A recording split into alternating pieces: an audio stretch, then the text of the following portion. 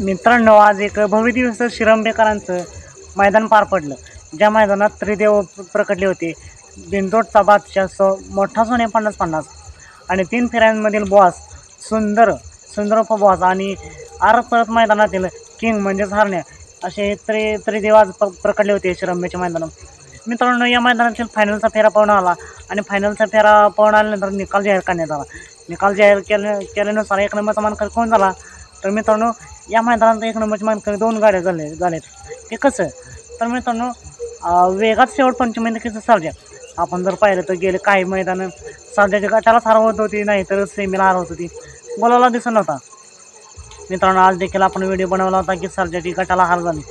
पण मित्रांनो, त्यानंतर नेट ड्रोनने नंतर म्हणजे नेट निकाल पाहण्यात आला आणि कमिटीच्या चर्चेनंतर तो निकाल सामना देण्यात आला आणि त्यामुळे सर्जा आपल्याला सेमीमध्ये पाहायला मिळाला. त्यानंतर मित्रांनो, सेमीमध्ये सुद्धा सर्जासोबत होता रायफल आणि सर्जाची गाडी सेमीमध्ये सुद्धा सामना झाला.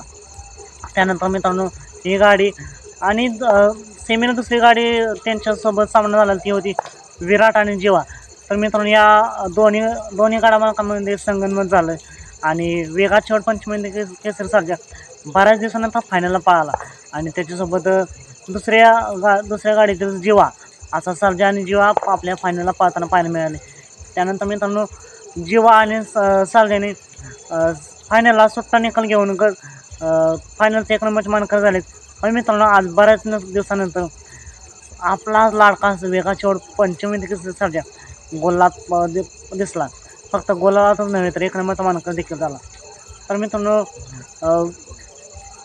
सर्जाचे मालक अभिजित पवार यांचे मनापासून अभिनंदन आणि शुभेच्छा. बऱ्याच दिवसानंतर सर्जाने 1 नंबर केला. सर्जासुद्धा खूप खूप शुभेच्छा आणि अभिनंदन. मित्रांनो, तुम्हाला काय वाटतं आज सर्जाचा पळ कसा वाटला हे कमेंट करून नक्कीच सांगा. सर्जाने जबरदस्त असा कमबॅक केला आहे. तर मग मिळतोय पुन्हा एकदा एका नवीन अपडेट्स भन्नाटाच्या नवीन व्हिडिओमध्ये.